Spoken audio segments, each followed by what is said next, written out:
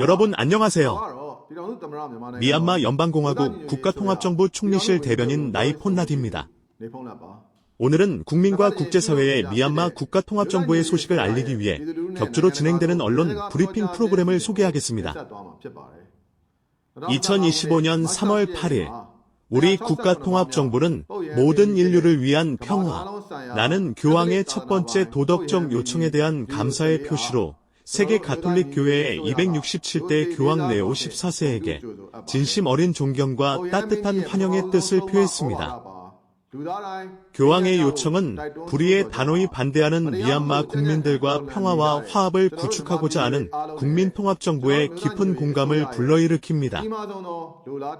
우리는 그의 시의적절한 관찰에서 큰 희망과 영감을 얻습니다. 미얀마와 미얀마 국민은 무력으로 통치하는 권위주의적 군부 정권의 잔혹한 행위로 인해 평화를 이룰 수 없는 상황에서 힘든 시기를 겪고 있습니다. 이 나라는 자유와 정의를 추구하는 끊임없는 저항운동에 휩싸여 있습니다. 최근 IT는 대지진으로 인한 엄청난 피해를 경험했습니다. 국제사회가 금융과 생필품을 아낌없이 지원했지만 억압적인 군사 독재 정권은 이 자금을 고통받는 대중을 위한 것이 아니라 권력을 강화하기 위한 개인적인 용도로 사용했습니다. 이용 가능한 통계에 따르면 군의회는 3월 28일 사가잉 대지진 이후 총 1억 9,276만 달러의 지원을 받았습니다. 현금 기부 외에도 식량, 공과금, 의약품, 각종 비상용품을 구입했습니다. 군사정권은 지진 지원을 위해 가져온 재정과 물자를 가장 필요로 하는 굶주린 민간인에게 배분하지 않았습니다. 더 큰 문제는 고통을 완화하기 위한 인도주의적 물품이 군사화되어 매일 폭격, 총격, 고문, 민간인 살상을 계속하는 무기를 제조하는 데 사용되었다는 점입니다.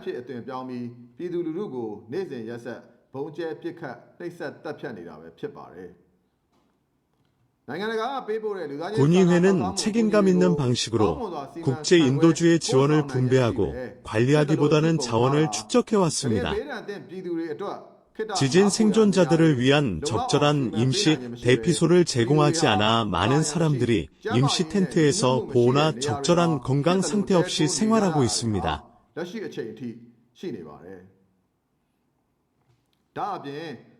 또한 군사위원회의 원조, 무기화에 대한 전 세계적인 인식을 높이기 위해 몇 가지 중요한 사실을 밝혀야 합니다. 3월 28일에 발생한 재앙적인 사가잉 대지진 이후 군사위원회는 5월 9일 기준으로 13개 주와 지역에서 370여회의 공습을 감행했습니다. 이 공격으로 민간인 334명이 사망하고 552명이 부상을 입었습니다.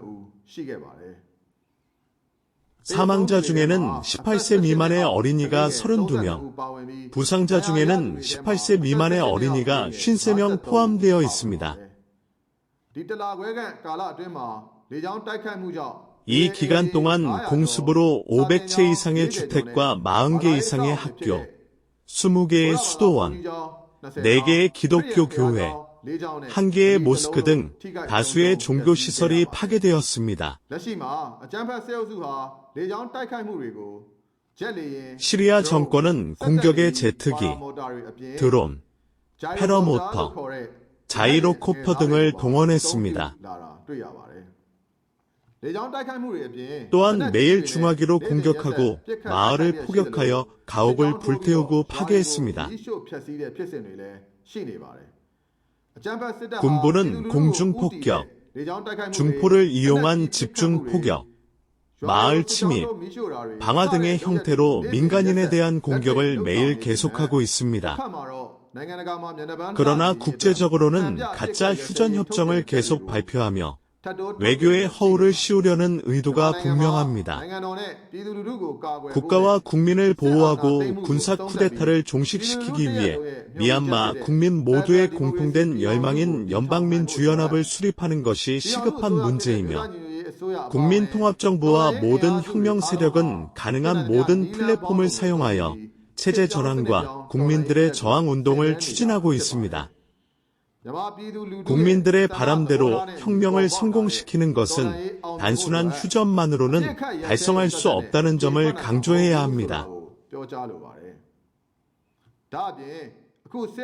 또한 군사위원회의 휴전 발표는 강제성이 없고 위반하기 쉬운 조항을 포함하고 있다는 한계가 있다는 점을 중요하게 생각해야 합니다.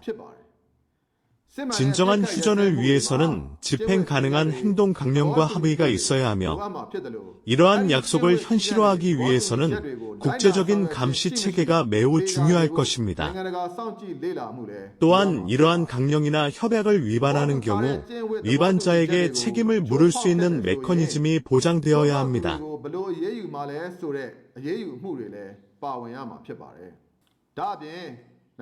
국가와 가까운 주요 그룹을 지렛대로 사마 휴전 협상을 압박하기 위해 강압적인 메커니즘을 사용하는 것은 장기적으로 유익하지 않습니다. 이러한 행동은 상황을 더욱 복잡하게 만들고 민족혁명 그룹 내에서 분열과 긴장을 고조시킬 수 있습니다. 이러한 이유로 국민통합정부는 강압적인 휴전 움직임에 반대하며 오히려 국제사회, 특히 아세안 및 국경 국가들과 협력하고 집단적인 조치를 취할 수 있는 방법을 제시합니다. 지난 5월 5일 베트남 통일정부 국방부는 인민방위군 창설 4주년을 기념했습니다. 이날 행사에서 NUG 대통령 대행은 연설에서 봄 혁명으로 잉태된 인민방위군이 성공적으로 출산하여 인민방위군을 형성한 산파들과 상징적으로 동일시되는 부모, 국민, 민족혁명 조직, 이어로로 인해 생존하고 있음을 재확인했습니다.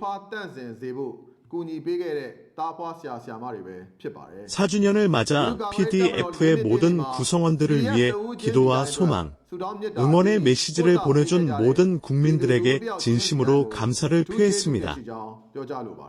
편지, 공개적인 인정 또는 기타 방법으로 국방군과 더 광범위한 혁명을 인정하고 지원한 모든 혁명 세력에게 특별한 감사를 표했습니다.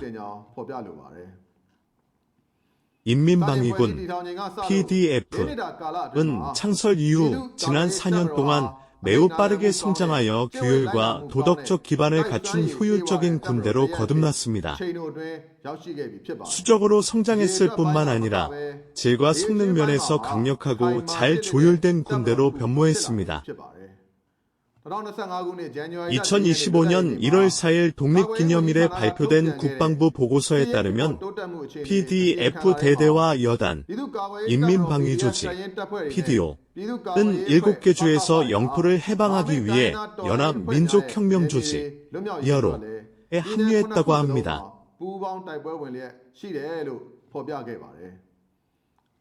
봄혁명은 외딴 산간 지역과 강 계곡에서 더 넓은 평원에 이르기까지 놀라운 성과를 기록했습니다. 이러한 모든 성과는 중국 공산당원들의 피와 땀, 목숨을 바친 희생의 증거입니다.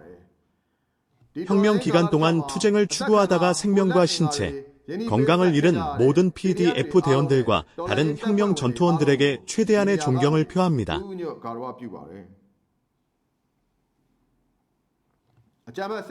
민 아웅 흘라잉과 그의 추종자들이 이끄는 군부는 세금을 포함한 공적 자금을 유용하고 원자력 발전소 운영사 등 외국과 거래함으로써 권력을 강화하는 데만 관심을 두고 있습니다.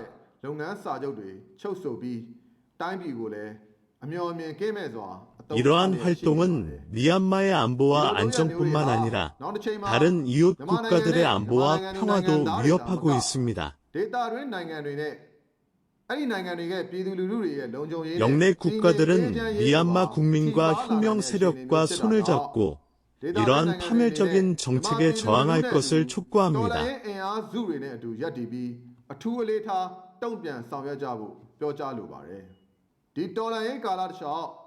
이 혁명 과정에서 모든 민간인과 테러리스트 군대와 그 계열이 저지른 전쟁 범죄로 인해 목숨을 잃은 모든 혁명 전사들을 위한 정의가 실현되어야 합니다. 이것은 국가통합정부와 모든 혁명 세력이 취해야 할 책임입니다.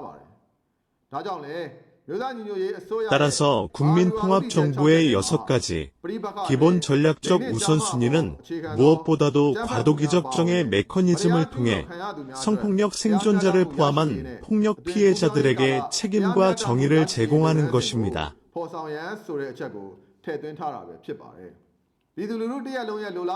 대중의 공통된 열망인 연방민주연합 건설을 달성하고 희생한 모든 이들에게 정의를 회복하기 위해